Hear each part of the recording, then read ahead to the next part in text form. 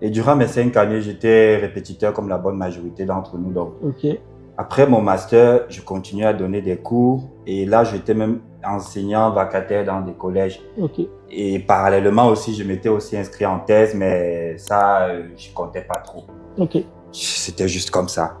Et l'année où je réussis, il y a mon frère qui fait la procédure pour la France et ça Ok, marche, sachant d'accord. qu'il avait le même parcours que moi. Ok. Toujours Du aussi un coup, master en physique. ouais, du Ok. coup, on se dit, surtout que c'était assez incroyable pour nous. Pour nous, c'était pas possible. Ouais, de... On ne s'imaginait pas que c'était possible. Et voilà, lui, il est accepté, il a son visa en quoi, 4 jours, en moins Ok, d'une semaine, il avait son super. visa. Avec un C'est là, master en physique à l'université d'État. lui, Ok, il a été admis à Polytech Grenoble parfait. en filière matériaux. Donc c'est là Mais qu'on finalement, réalise. quand tu fais tout ton cycle, en fait, quel est ton projet à la fin? Parce que là, tu dis que tu as été répétiteur, tu donnais des cours. Mais c'est quoi, en fait, qu'est-ce que tu avais en tête, en fait, après, en faisant ce master-là? Alors, ce qu'il faut C'était de faire savoir, c'est quoi? que j'ai jamais vraiment voulu être à l'université comme Ok, la bonne majorité d'entre nous. d'accord. Donc, c'est l'ingénierie qui m'intéressait. Donc. Mais n'ayant pas pu intégrer les écoles d'ingénieurs au pays, j'ai continué la filière physique parce que j'ai fait le choix de cette filière parce que pour moi, c'était le moyen le plus. C'était le meilleur moyen de garder un lien avec l'ingénierie. Donc, je me voyais d'une manière ou d'une autre plus tard s'il faut changer. Avec cette filière, je Ouais, peux changer facilement. facilement, ok. Donc, c'est vrai que je n'avais pas encore l'idée de voyager, mais lorsque mon frère il est parti, Oui, les yeux se sont ouverts. Je me suis dit, ah, c'est là, possible. là, ça doit être. Voilà la raison pour laquelle j'ai choisi la Mm, filière. Je dirais l'année qui a suivi, ouais. j'ai entamé les procédures. Vu qu'il était déjà parti, c'était plus facile. Donc, je savais déjà à peu près ce qu'il faut faire. Donc, je me suis inscrit à Campus France. J'ai choisi mes écoles. Et là, c'était combien d'années après ton master environ? C'était juste l'année qui suivait. L'année Donc, qui suivait, ok. j'ai eu le master, donc juste l'année qui suivait. D'accord. Donc, c'est l'année où j'étais enseignant vacataire. Donc, durant l'année où j'étais enseignant vacataire, j'ai fait ma procédure pour venir ici en France. Et là, ça veut dire que tu suis un peu le parcours de ton frère. Est-ce que c'était du suivisme? Est-ce que tu avais un projet cohérent quand même quand tu lances ta procédure l'année d'après ton grand frère? Après, il faut savoir que l'admission en France, ça ne se fait pas aussi sur un coup de tête. Ok, Faut avoir quelque chose à leur présenter. Tu peux pas juste être là. J'ai fait l'université, master en physique. ok. Je veux continuer. Non, il faut quelque chose d'un De peu, cohérent, de de solide. Hein. cohérent, oui, de vraiment solide. Il faut leur Ouais, montrer, il faut leur prouver que cette formation, déjà, tu la veux et tu sais, tu sauras quoi en faire, en fait. ouais. Il faut réussir à leur Ah, montrer le ça. Donc, ça professionnel. demande une préparation. Ouais. C'est pas juste tu te lèves un bon matin, tu décides, Devait je vais partir en postuler, je France. vais candidater pour aller en France. Même si mon frère a eu l'admission, en ayant Mhm. fait le même parcours que moi, rien ne garantit que je Pour toi, serai va accepté. réussir, ouais, En bien fait, sûr. je dois prouver, en fait, je dois aussi leur Ok. prouver que j'ai ma place. Parce qu'il y a quand même beaucoup d'entretiens à passer avec les Et j'ai eu écoles, droit à avec... 2 voilà, entretiens. ok.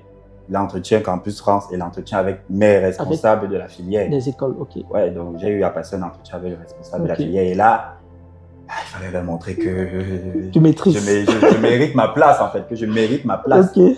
Parce que après l'admissibilité, parce que ma procédure s'est faite en parallèle.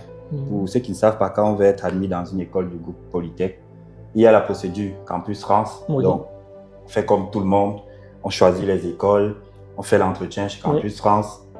Et si on est admissible, on doit faire un entretien. Et là, ça fait une procédure en parallèle.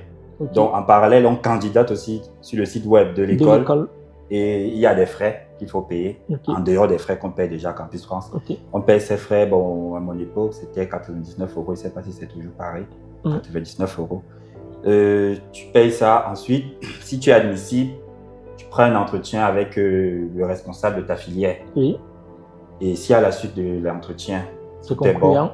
tu es totalement admis, tu reçois ta lettre d'admission et tu peux donc continuer avec la procédure. Alors, mais moi, j'ai quand même une question que j'ai envie de poser. C'est que, est-ce que au pays, avec un master en physique, il y a quand même des ouvertures en fait professionnelles? Parce que là, on a ton grand frère qui part d'un côté, on a toi également qui part d'un côté. Est-ce qu'il y a des pistes professionnelles solides après un master en physique à l'université?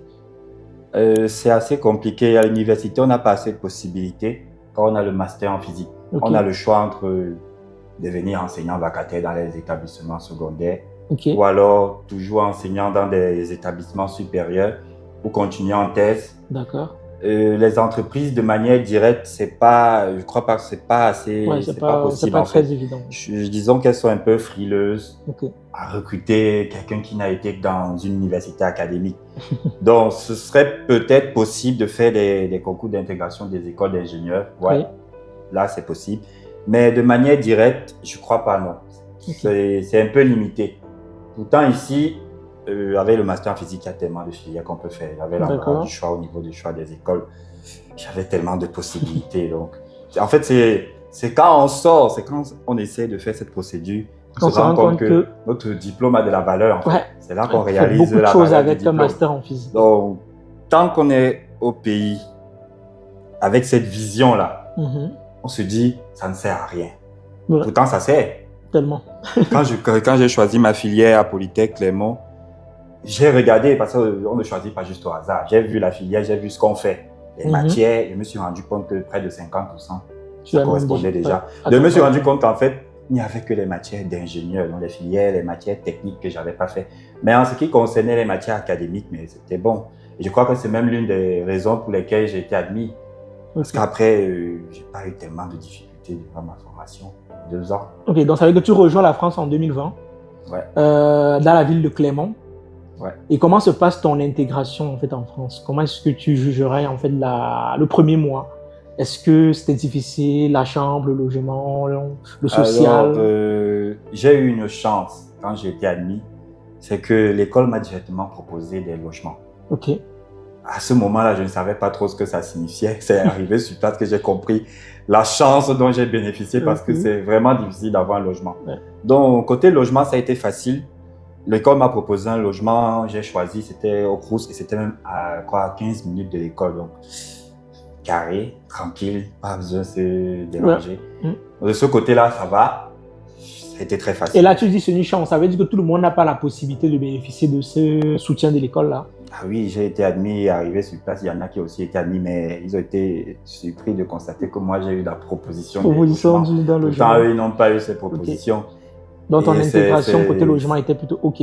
Donc, pour le logement, quand j'arrivais, j'ai pas eu... Et le pays, tu découvres, comment est-ce que tu découvres le truc? Est-ce que tu es choqué? Est-ce que ça te va? Est-ce que l'intégration, en tout cas, sociale? Quand on arrive en France, quand on quitte d'un pays sous-développé pour un pays développé, la différence, le delta est grand. En fait. Ouais. Le delta est très grand.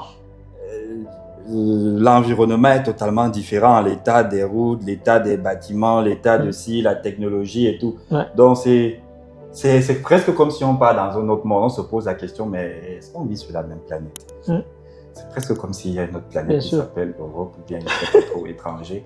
C'est différent de la planète d'où je viens. Donc, le contraste est très grand. Et au début, tu peux être vraiment étoilé, surtout que avec les procédures administratives. Figure-toi que j'arrive, j'avais, je crois, 400 €. Ma scolarité était de 600 €. J'avais 400 €. Okay. J'ai pas réussi à payer la scolarité. On me dit, on prend pas de cash. Ok. Comment ça, on prend pas de cash? Puis qu'on refuse. Ça veut dire que tu avais en fait du cash dans tes poches pour payer ta scolarité, mais tu ne peux pas payer en fait. Je ne pouvais pas. Ok. Je suis allé à l'école, ils m'ont fait une lettre. Mais rassure-moi, c'était pas la même chose pour manger. Non. Ok. Au moins là, tu pouvais manger. Tu achètes avec du cash, ça va.